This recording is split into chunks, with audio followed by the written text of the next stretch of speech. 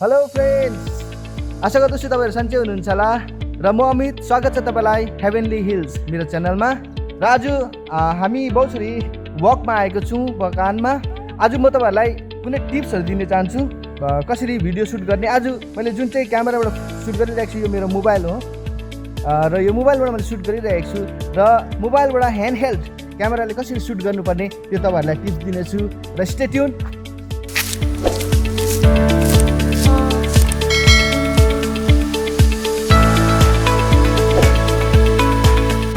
र यो इफेक्टको लागि चाहिँ तपाईँ स्टिल क्यामेरा पक्रेर बस्नुहुन्छ र तपाईँको सब्जेक्ट अगाडि बढ्दै आउनेछ र तपाईँले सिधा लगेर उसको सोल्डरमा टक्क अड्काइदिनु पर्नेछ।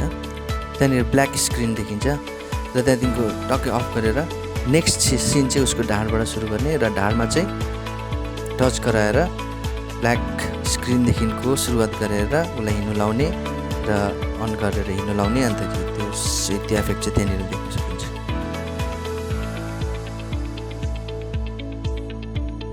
यो इफेक्टको लागि चाहिँ तपाईँ सब्जेक्टको सँगसँगै हिँड्दै गएर जब तपाईँ एउटा कुनै रुख या कुनै पनि खम्बामा पुग्नुहुन्छ त्यहाँनिर चाहिँ तपाईँले अफ गर्नुपर्ने हुन्छ र नेक्स्ट सिन चाहिँ तपाईँले तपाईँको सब्जेक्टलाई अर्को जग्गामा हिँड्नु लाउने र तपाईँ सँगसँगै हिँड्दै सुट गर्ने।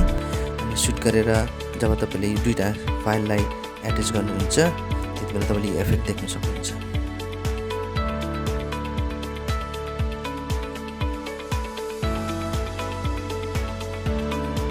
र यो इफेक्टको लागि चाहिँ तपाईँले सब्जेक्टको वरिपरि घुमेर खिच्नुपर्ने हुन्छ। यो चाहिँ मैले क्यामेरालाई मोबाइलको माथि राखेर खिच्दाखेरि चाहिँ इफेक्ट आएको हो र तपाईँले पनि मोबाइलको माथि क्यामेरालाई राखेर खिच्नुभयो भने तपाईँले पनि यस्तै इफेक्ट पाउन सक्नुहुन्छ।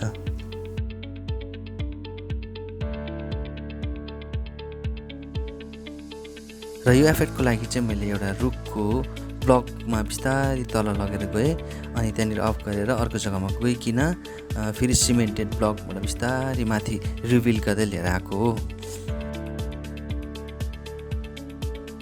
सबै भिडियोहरू खिचिसकेपछि सबै भिडियोहरूलाई तपाईँले र फाइलहरूलाई ल्याएर तपाईँले आफ्नो जुनै पनि एडिटिङ सफ्टवेयर छ त्यसमा ल्याएर तपाईँले त्यसलाई एडिट गर्नुपर्ने हुन्छ।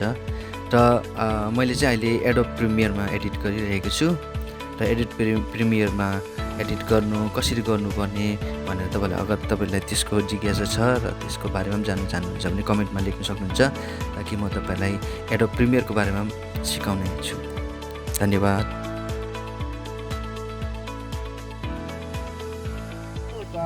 सिन देख्नुभयो, अगाडिबाट हिँड्दै जाँदाखेरि चट्टै यहाँनिर आएर चट्टै यस्तो गरेर हामीले यहाँनिर ब्ल्याक स्क्रिन गरेको छौँ।